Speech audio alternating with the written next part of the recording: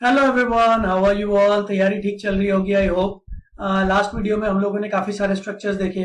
उन स्ट्रक्चर्स के ऊपर बहुत अच्छे अच्छे क्वेश्चंस आते हैं। तो एक स्पेशल स्ट्रक्चर है जो मैं आप चाहता हूं कि आप उस पर्टिकुलर वीडियो में जाके देखो, थायोसल्फ्यूरिक एसिड। और उसके ऊपर ना ऑक्सीडेशन नंबर का एक बहुत ही प्यारा सा क्वेश्चन आता है जो मैंने अपने पुराने video oxidation number calculation part 1 और पार्ट 2 में कवर किया हुआ है। ठीक है, आई हाईली रिकमेंड कि आप वो दोनों वीडियोस जाके देख लो, भले ही 1.5x स्पीड पे देख लो अगर आपको कुछ कुछ चीजें आती हैं। बट वो वाला पर्टिकुलर क्वेश्चन जो है ना, H2S2O3 is an extremely important question. और 99% बच्चे वो गलत करते हैं। और वो क्वेश्चन जेई वालों का, नीट वालों का बड़ा फेवरेट क्वेश्चन है। ठीक है, तो ऑक्सीडेशन नंबर पार्ट 1 पार्ट 2 जाके देख लो। अभी हम लोग फॉस्फोरस की थोड़ी और डिस्कशन शुरू करेंगे। फॉस्फोरस में 3 टाइप के फॉस्फोरस होते हैं, राइट, ये हम सबको पता है। White phosphorus, red phosphorus, black phosphorus. तो इनमें क्या डिफरेंस होता है, इनमें कौन ज्यादा रिएक्टिव होता है, वो सब चीजें हम लोग अभी शुरू करेंगे। ठीक है, तो पहली बात तो फॉस्फोरस एग्जिस्ट्स एज P4। अभी एक बोर्ड लेवल का क्वेश्चन है कि nitrogen exists as N2 while phosphorus का P2 एग्जिस्ट नहीं करता। क्यों? तो अभी देखो, नाइट्रोजन में तो ट्रिपल बॉन्ड बन जाता है, फॉस्फोरस में ट्रिपल बॉन्ड ज्यादा नहीं बनता है, क्योंकि फॉस्फोरस थोड़े दूर दूर हो जाते हैं, तो उनमें आपस में पाई बॉन्ड बनाना उतना पॉसिबल नहीं होता। जितने बड़े एलिमेंट्स होंगे वो आपस में पाई बॉन्ड्स नहीं बना पाएंगे, बिकॉज अगर एलिमेंट्स बड़े बड़े, एटम्स बड़े बड़े, तो वो दूर दूर होते हैं। अब वो दूर दूर होते हैं तो उनका लेटरल ओवरलैप होना पॉसिबल नहीं होता। ठीक है, तो नाइट्रोजन जो सेकेंड पीरियड एलिमेंट्स है वो लोग पाई बॉन्ड्स बनाते हैं, बट जो थर्ड पीरियड ऑनवर्ड्स एलिमेंट्स है वो पाई बॉन्ड्स बनाने की जगह कोशिश करते हैं कि अगर सिग्मा बॉन्ड बन जाए तो ज्यादा अच्छा। तो P4 में देखो क्या होता है, P4 इज व्हाइट फॉस्फोरस। तो इसकी स्ट्रक्चर बहुत ही इंपॉर्टेंट है, ध्यान से समझना। बेसिकली पिरामिड स्ट्रक्चर है। 4 फॉस्फोरस मैंने इस तरीके से रखे और मैंने चारों फॉस्फोरस को जोड़ दिया। ठीक है, इसको मैं थोड़ा स्ट्रेट लाइन बना देता हूं। So this is P4। अब ध्यान से समझना, कुछ बच्चों को ऐसा लगता है अरे सर ये बॉन्ड कट कैसे रहा। बेटा ये कोई कट नहीं रहा है, ये 3D है। आप पिरामिड को इमेजिन करो। मैंने पहले PP का एक ट्राइंगल बना दिया और फिर इस ट्राइंगल को पकड़ के खींच दिया, जैसे पिरामिड होता ना। तो आप इमेजिन करो कि नीचे मेरे हाथ पे एक ट्राइंगल है PP का, 3 PP बॉन्ड है, और उन तीनों से जुड़े हुए एक और फॉस्फोरस से उनके बॉन्ड बना दिए।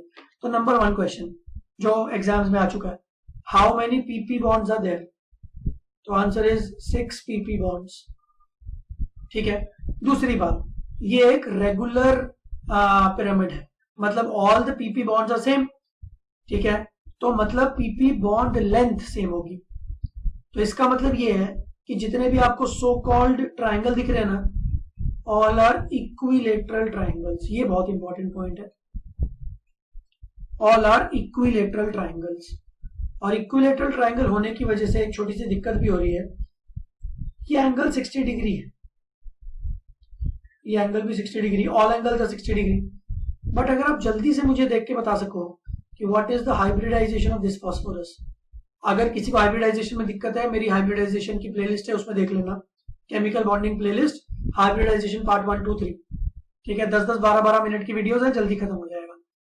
तो जब आप ध्यान से देखोगे ना तो आपको दिखेगा कि इस फॉस्फोरस की हाइब्रिडाइजेशन है sp3, और sp3 का जो जनरल बॉन्ड एंगल तो होता है वो होता है 109 डिग्री 28 मिनट्स, बट आपका जो बॉन्ड एंगल है वो है 60।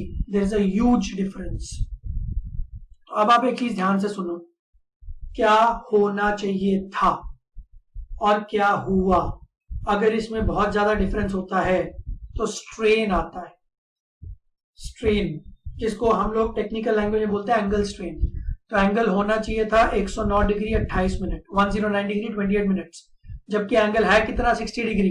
तो यार जो चीज ऐसे होने चाहिए थी उसको आपने किसी भी रीजन से ऐसे दबा दिया, तो यार उनके बीच में तो बहुत ज्यादा रिपल्शन होगा ना, तो वो तो टूटने की कोशिश करेंगे।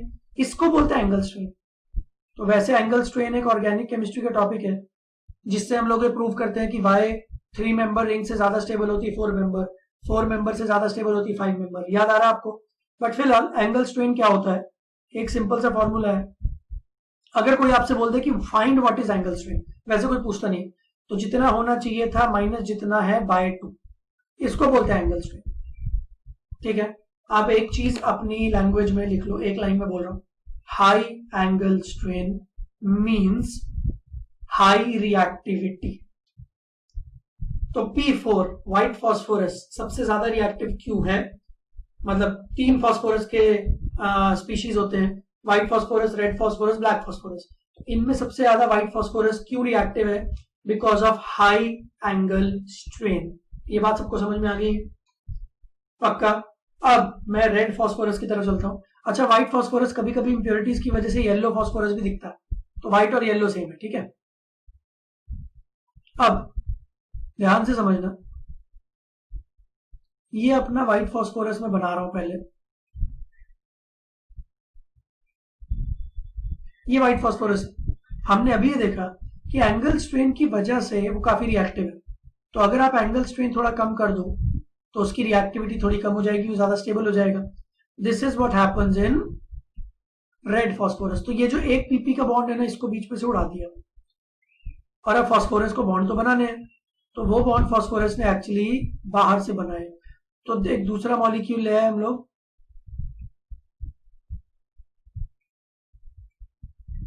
इसमें भी ये वाला जो बॉन्ड होना था, ये वाले बॉन्ड को हमने उड़ा दिया, और अब हमने इसको भी इधर से जोड़ दिया। So this becomes red phosphorus. तो रेड फॉस्फोरस में कंपैरेटिवली एंगल स्ट्रेन कम है, तो एंगल स्ट्रेन कम होने की वजह से ये ज्यादा स्टेबल हो गया। अब मैं आपको एक और चीज बता देता हूं कि रेड फॉस्फोरस से ब्लैक फॉस्फोरस कैसे बनाते हैं। देखो यार, जब एक बीच में बॉन्ड था, इस बॉन्ड को आपने खत्म किया तो एंगल स्ट्रेन थोड़ा कम हुआ। अब आप एक काम करो, इन बॉन्ड्स को भी खत्म कर देना, और इसके लिए भी आप इधर इधर से बॉन्ड्स बना देना। ठीक है, तो एक पूरा नेटवर्क लेयर स्ट्रक्चर बन जाएगा। तो बस इसको क्या बोलते हैं, ये हो गया अपना ब्लैक फॉस्फोरस। ठीक है, तो ध्यान से समझो, मैं एक बार वापस एक्सप्लेन कर देता हूं। मैं नॉर्मल P4 बना रहा हूं, ये था व्हाइट फॉस्फोरस, बीच में से एक बॉन्ड उड़ा दिया तो रेड फॉस्फोरस, दूसरा बॉन्ड और उड़ा दिया ब्लैक फॉस्फोरस, और इस तरीके से एक पूरी चेन बन गई। तो अगर मैं स्टेबिलिटी की बात करूं, तो मैंने बातों बातों में बोल ही दिया है, तो स्टेबिलिटी वाइज व्हाइट फॉस्फोरस सबसे कम स्टेबल है, रेड बीच में आता है, ब्लैक उसमें, और रिएक्टिविटी का ऑर्डर इज उल्टा ऑफ स्टेबिलिटी। तो रिएक्टिविटी में व्हाइट फॉस्फोरस सबसे ज्यादा रिएक्टिव। ये बात सबको समझ में आ गई है? Very good. ठीक है, एनसीईआरटी वगैरह पढ़ लेना भाई, एनसीईआरटी बहुत ही अच्छी बुक है, तो मेरे वीडियोस के साथ साथ एनसीईआरटी को थोड़ा रेफर कर लोगे तो काम अच्छा हो जाएगा। चलो, अब एक और बढ़िया चीज देख रहे हैं हम लोग, फॉस्फोरस की रिएक्शन जब हम ऑक्सीजन से कराते हैं तो ऑक्साइड्स बनते हैं। कुछ 2 फेमस ऑक्साइड्स हैं जो आपने सुने हुए, P4O6 या फिर P4O10, but technically speaking there are 10 oxides, 10 oxides हैं। तो 10 के 10 ऑक्साइड्स को मैं लिखता हूं P4O, P4O2, P4O3, P4O4, P4O5, P4O6, P4O7, P4O8, P4O9, P4O10। ये 10 ऑक्साइड्स हमको देखने हैं, और इन सबकी स्ट्रक्चर्स इंपॉर्टेंट है। तो अभी मैं आपको अगले 3-4 मिनट में एक ऐसा फंडा बता दूंगा जिससे आप सारी स्ट्रक्चर्स खुद ही बना सकते हो, और स्ट्रक्चर्स के बेस पे आज तक जितने क्वेश्चन आए सब आप खुद ही कर लोगे। ठीक है, शुरू करें? चलो, तो सबसे पहले मैं P4O बनाऊंगा। तो पहले मैंने क्या किया, सबसे पहले तो आप P4 बना लो। ठीक है, वही मेन स्ट्रक्चर है, उसी से सारी स्ट्रक्चर्स आगे निकलेंगी। अब आपको क्या करना है, आपको एक ऑक्सीजन लगाना है बीच में। तो फंडा ये है, ध्यान से सुनना, पीपी बॉन्ड हटाओ और उसकी जगह पे पीओपी लगाओ। ठीक है, फंडा क्या है, एक बार रिपीट करते हैं, पीपी हटाओ, पीओपी लगाओ। तो एक ऑक्सीजन अगर आ गया मेरे पास, तो मैं क्या करूंगा, ये वाला बॉन्ड तोड़ दिया मैंने,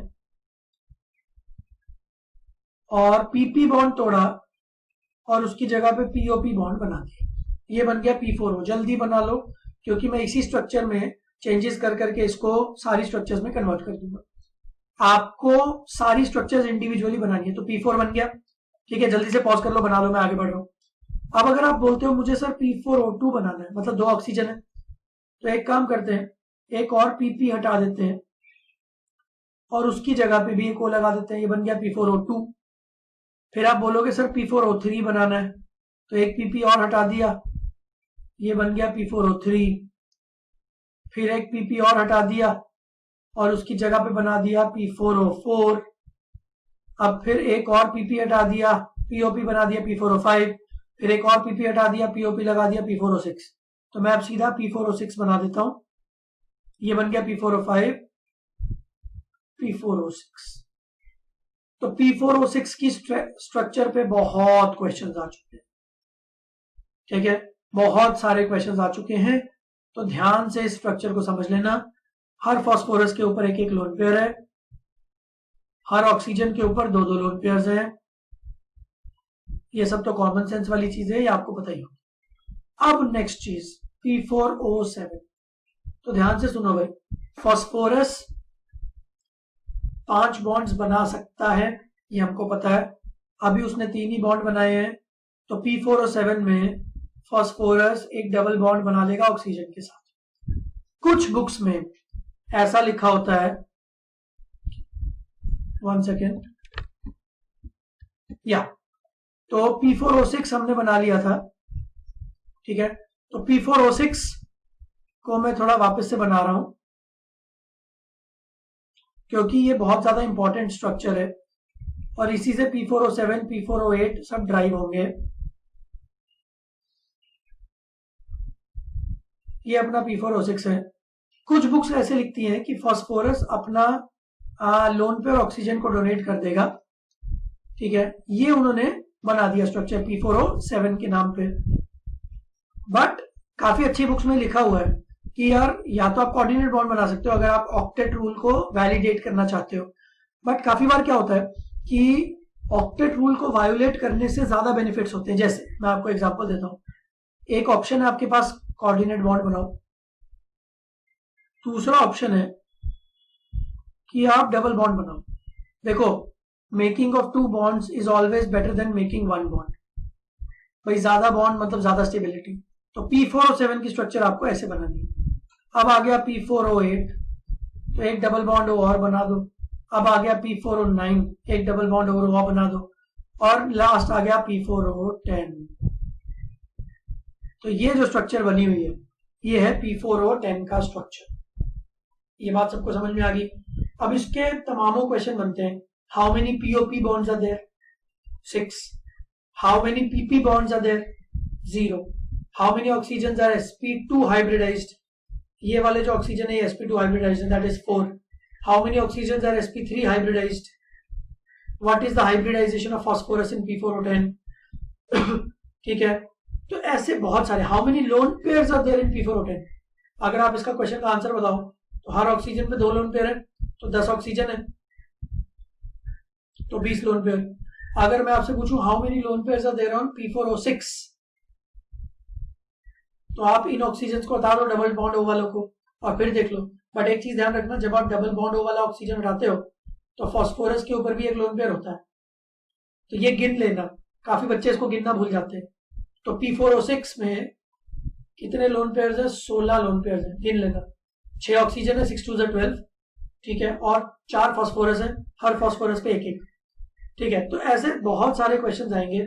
मेन बात क्या है जी, अगर आपको स्ट्रक्चर पता है तो आप कितने भी क्वेश्चन कर सकते हो। तो जेई मेंस और नीट में तो as it is question repeat भी होते हैं, बट फिर भी अगर क्वेश्चन रिपीट नहीं होता है तो लॉजिक तो रिपीट होता ही है, स्ट्रक्चर तो रिपीट होती है। ये P4O10, P4O6 की स्ट्रक्चर बहुत बार आ चुकी है, ठीक है। तो आई होप आपको फास्फोरस, व्हाइट, रेड, ब्लैक और फास्फोरस के सारे ऑक्साइड समझ में आ गए होंगे, ठीक है। चलो नेक्स्ट वीडियो में कोई और बढ़िया कॉन्सेप्ट लेके आते हैं। अभी के लिए बाय बाय।